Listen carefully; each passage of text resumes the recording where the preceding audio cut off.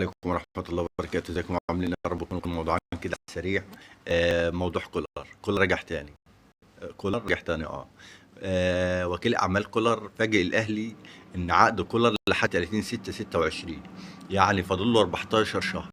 يعني حسب الحسبة بالدولار كده تعمل حوالي 4 مليون دولار. بتتكلم في مبلغ. الاهلي ما قراش العقد بتاع كولر، ولا عرف ان لا قال وخلاص. قرارات بتتاخد كده، تحس ان هي وهو قاعد في البيت مشي كولر ورجع كولر ودي كولر جيب كولر.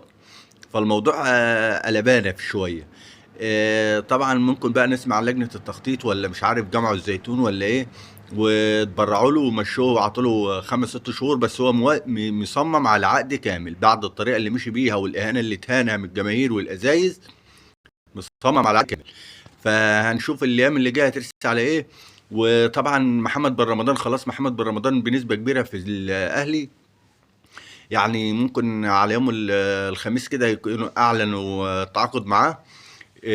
بس طبعا فيه الشناوي زعلان، رامي ربيعه زعلان، محمد محمد مجدي قفشه، حسين الشحات، كله طبعا زعلان بقى من عقد تريزيجيه وعقد زيزو. عقد تريزيجيه وعقد زيزو. زيزو وتريزيجيه هيعملوا في اوضه اللبس في الاهلي، ما حدش يطلع يتكلم. لكن طبعا بن شرقي ده لاعب اجنبي ولاعب محترف مع عادي، حتى لو خد كام مش ما حدش هيجيب سيره بن شرقي. لكن زيزو وتريزيجيه هيعملوا مشكله. تقول لي بقى ده الاهلي دافع 30 ومتبرع بمين ومين متبرع والكلام ده. اللعيبه ملهاش صله لها سويه زي بعضيها. الاهلي فريق تقيل، الاهلي فيه نجوم، في نجوم، بس هيعمل مشاكل في اوضه اللبس.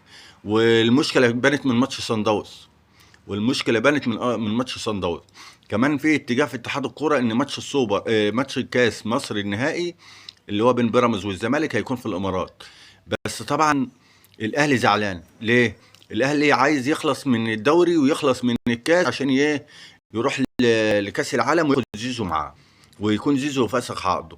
طبعا الزمالك طول ما فيه مطوشه في الدوري وفي الكاس هو موجود. طب الماتش هيتحدد يوم كام؟ بيراميدز عنده ماتش يوم 24 ويوم 1/6. الذهاب هيبقى في جنوب افريقيا يوم 21 يوم 24، والعوده يبقى في مصر يوم 1/6. طيب 1/6 يبقى الماتش بتاع النهائي الكاس هيتحدد يوم ايه؟ 6/6 7/6 8/6، زي ما اتحاد الكوره. بس اتحاد الكوره مش راضي يطلع القرار ليه؟ لان عارف انه لو طلع القرار دلوقتي الاهلي هيحترض. طب الاهلي مش ملوش تدخل. يعني الاهلي المفروض انه ما يحتضش، لان مش اتجاه في الماتش. يعني لا هو فريق منافس ولا حاجه، ده انت كده كده بره الكاس. لكن هو الموضوع موضوع زيزو، ان هو ياخد زيزو معاه.